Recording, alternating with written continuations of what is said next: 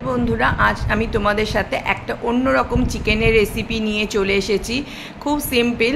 দেখো, আমি পেঁপে, গাজর, বিনস, ক্যাপসিকাম, সব আলু সব কেটে রেখে দিয়েছি। এটা দিয়ে আজকে আমি চিকেনটা বানাবো। সব সময় একই রকম ভালো লাগে না খেতে, তাই আমি চেষ্টা করি অন্যরকমভাবে একটু চিকেন বানাতে। প্রথমে দেখো, আমি সবজিগুলোকে ভালো করে ভেজে নিয়েছি। তার আগে আমি একটু নুন হলুদ মাখিয়ে নিয়েছি তেল দিয়ে। চিকেনটাকে একটু মেখে রাখলে ভালো হয়, মেখে রেখেছিলাম। এরপর আমি সবজিগুলোকে একটু ভালো করে ভেজে নেব নুন হলুদ দিয়ে। দেখো, আমি ভালো করে ভেজে নিয়েছি। এইভাবে তোমরা সবজিগুলোকে আগে ভেজে নেবে। সবজিগুলো একটু বড় বড় টুকরো করবে। দেখো, আমি বড় বড় করে কেটেছি। পেঁপে, গাজর, বিনস সব কিছুই বড় বড় করে কেটেছি। দেখো, মোটামুটি আমি এইভাবে ভেজে নিয়েছি সবজিগুলোকে। এইভাবে ভেজে আমি তারপর একটা জায়গায় তুলে রেখেছি। এরপরে আমি দেখো কড়াইয়ের মধ্যে একটু করে গোটা গরম মশলা আর জিরে ফোড়ন দেব। দিয়ে পেঁয়াজ কেটে রেখেছিলাম, সেই পেঁয়াজগুলো কুচিয়ে দিয়েছি, দেবো এর মধ্যে। এরপরে দেখো, আমি বেশি পেঁয়াজ দিইনি, অল্প করে পেঁয়াজ দিয়েছি। আমি 750 গ্রাম চিকেন রান্না করেছি। তার মধ্যে আমি 3টে ছোট ছোট সাইজের পেঁয়াজ দিয়েছি আর অল্প করে আদা রসুন বাটা দিয়েছি।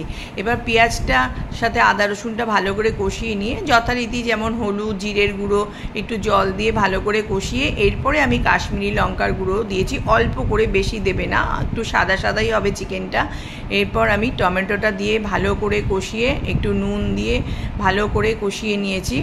তোমরা এইভাবে একবার চেষ্টা করো, চেষ্টা না, তোমরাও হয়তো করো, কিন্তু ভীষণ ভালো লাগে খেতে। এরপর মাংসগুলো দিয়ে আমি ভালো করে কষাবো। অনেকক্ষণ ধরে যে কষাতে হবে সেটা না, মাংসগুলো দিয়ে কষিয়ে একটু ঢেকে দেবে, একটু জল বেরিয়ে যাবে। তারপর আমি ক্যাপসিকামটা তো ভাজিনি, ক্যাপসিকামটা ওর মধ্যে দিয়ে দিয়েছি। দিয়ে এরপর ভেজে রাখা সবজিগুলো দেখো এর সাথে মাংসগুলোর সাথে দিয়ে ভালো করে কষিয়েছি।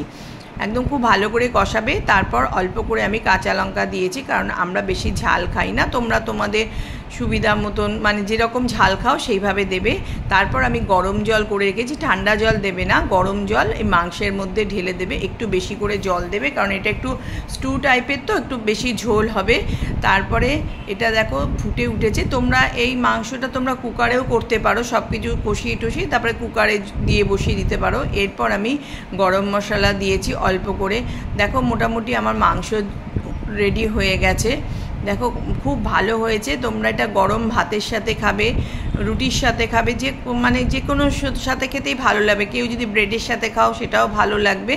আর ভাতের সাথে খেলে একটু লেবু চিপে নিলে তো আরও বেশি ভালো লাগবে। গন্ধরাজ লেবু হোক, এমনি পাতি লেবু হোক, খুব কি টেস্টি খেতে লাগে আর ভীষণ উপকার খাওয়া। খেলে কোনো ঢেকুরও ওঠে না, ক্ষতিও হয় না। যদি তোমাদের আমার এই রেসিপিটা সত্যি ভালো লেগে থাকে, প্লিজ একটু লাইক কমেন্ট করে দিও আর আমার চ্যানেলটাকে সাবস্ক্রাইব করে দিও। দেখো, এইভাবেই আমি রান্না করি।